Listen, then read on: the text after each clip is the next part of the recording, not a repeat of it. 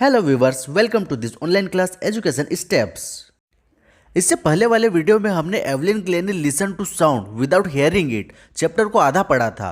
अब आधा चैप्टर हम इस वीडियो में पढ़ेंगे। अगर इसका पहला वीडियो आपने नहीं देखा तो ऊपर आ रहे आई बटन पर क्लिक कर आप उस वीडियो को देख पाएंगे ताकि पूरा चैप्टर आपको आसानी से समझ आ जाए। चलिए अब ज़्यादा टाइम वेस्ट न करते हुए सीधे अपन चैप्टर पर चलते हैं। It is intriguing to watch Evelyn function so effortlessly without hearing. Intriguing मतलब उत्सुकता या दिलचस्प।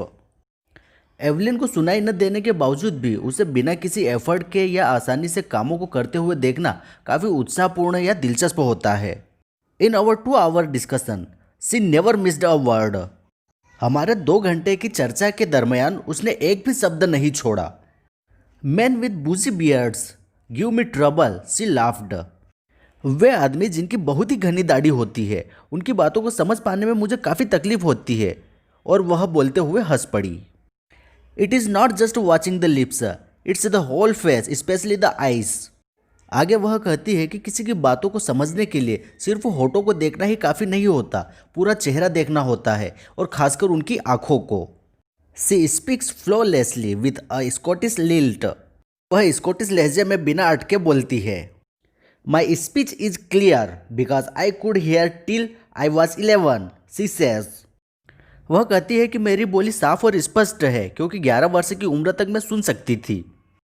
But that don't explain how she managed to learn French and master basic Japanese. पर चर्चा के दौरान एवलिन इस बात को एक्सप्लेन नहीं करती कि वह फ्रेंच भाषा कैसे सीखी और साथ ही जापानीज भाषा में महारत कैसे हासिल की। नेक्स्ट पैराग्राफ देखते हैं, paragraph number 7। As for music she explains it pours in through every part of my body, it tingles in the skin, my cheek bones and even in my hair. Tingle मतलब झंझनाहट। वह music को explain करते हुए बताती है कि यह मेरे शरीर के अंग अंग में बसा हुआ है, यह मेरी स्किन, मेरे गालों, यहाँ तक कि मेरे बालों में भी झंझनाहट पैदा करता है। When she plays the xylophone, she can sense the sound passing up in the stick into her fingertips. जब वह xylophone बजाती है तब वह उस निकलने वाले साउंड को बजाने वाली लकड़ियों से अपनी उंगलियों में महसूस कर सकती है। By leaning against the drums, she can feel the resonances flowing into her body. Leaning मतलब झुकाव और resonances मतलब किसी आवाज़ की कंपन्नता या झंझनाहट। जब वह ड्रम से झुककर खड़ी रहती है उस वक्त ड्रम के बजने की आवाज़ से बहने वाली तरंगे या आवाज़ की तरंगों की झंझनाहट को वह अपने शरीर में महसूस करती है। On a wooden platform she removes her shoes so that the vibrations pass through her bare feet and up her legs. लकड़ी के मंच पर वह अपने जूते उतार देती है ताकि आवाज़ की कंपन उसके खाली पैरों के पंजों से होते हुए उसके पैरों के ऊपर तक महसूस हो पाए। Paragraph number 8। Not surprisingly Evelyn delights her audience. Evelyn अपने ऑडियंस या दर्शकों को खुशियाँ देती है, इस बात पर कोई शक नहीं या कोई आश्चर्य नहीं है। In 1991 she was presented with the Royal Philharmonic Society's prestigious soloist of the year award. 1991 में एवलिन को रॉयल फिलोहार्मोनिक सोसाइटी के अवार्ड से सम्मानित किया गया, जो कि एक प्रतिष्ठित एकांकी अवार्ड है या सोलो परफॉर्मेंस अवार्ड है। Says master percussionist James Blades, God have make taken her hearing but he has given her back something extraordinary. Tabla master James Blades कहते हैं कि ईश्वर ने भले ही एवलिन की सुनने की क्षमता ले ली हो, लेकिन बदले में कुछ असाधारण सी क्षमता प्रदान की है जो किसी और सामान्य व्यक्ति में नहीं होती है। What we hear she feels far more deeply than any of us. जो हम सुनते हैं एवलिन उसे महसूस करती है और हम सबसे अधिक गहराई से महसूस करती है। That is why she expresses music so beautifully. और यही कारण है कि वह संगीत को इतने सुंदर तरीके से एक्सप्रेस कर पाती है या अभिव्यक्त करती है। Evelyn confesses that she is something a workaholic. Confesses मतलब कबूलना और वर्कaholic मतलब कामों में डूबा रहना। एवलिन इस बात को कबूल करती है कि वह हमेशा कामों में डूबी रहती है। I have just go to work often harder than classical musicians. But the rewards are enormous. मैंने शास्त्रीय संगीतकारों की तुलना में अक्सर कठिन मेहनत की है, पर उसके पुरस्कार भी उतने ही बड़े होते हैं।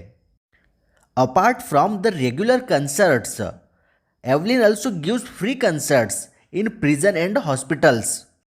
नियमित संगीत समारोह के अलावा भी एवलिन हॉस्पिटल और जेलों में अपने मुफ्त में संगीत समारोह किया करती थी। She also gives high priority to classes for young musicians. वह युवा संगीतकारों के लिए कक्षाओं को उच्च प्राथमिकता देती है। Ann Richlin of the Beethoven fund for deaf children says, she is a shining inspiration for deaf children. They see that there is nowhere that they can not go. Ann Richlin of the Beethoven fund, जो कि बहरे बच्चों के लिए काम करती है, वह कहती है कि वह बहरे बच्चों के लिए एक चमकदार प्रेरणा स्रोत है। वे देखते हैं कि कोई भी जगह ऐसी नहीं है जहां वे नहीं जा सकते। Now last paragraph number 10। Evelyn Glennie has already accomplished more than most people to her age. Accomplished मतलब हासिल किया। एवलिन ग्लेनी दूसरे संगीतज्ञों के मुकाबले जीवन में अधिक सफलता हासिल कर चुकी थी, जो कि उसकी उम्र से भी दुगुने थे। She has brought परक्यूशंस to the front of the orchestra and demonstrated that it can be very moving. Percussions मुकाबला या टक्कर, demonstrated मतलब साबित करना। वह वाद्य यंत्रों में भी टक्कर या मुकाबला ले आई और यह साबित किया कि यह भी बहुत आगे तक बढ़ सकता है। She has given inspiration to those who are handicapped. उसने उन लोगों को भी प्रेरणा दी जो कि दिव्यांग थे। People who look to her and say, if she can do it, I can, and not the least. She has given enormous pleasure to millions. Enormous अत्यधिक, pleasure खुशियाँ, millions लाखों में। लोग जो उसे देखते हैं और कहते हैं, अगर वो कर सकती है तो मैं भी कर सकती हूँ। और इतना ही नहीं, लोग कहते हैं कि उसने लाखों लोगों को अत्यधिक खुशियाँ प्रदान की है। यहाँ पर यह स्टोरी आप लोगों की एंड होती है। आई होप आप लोगों को पसंद भी आई होगी और समझ भी आई होगी। Thank you for watching the video.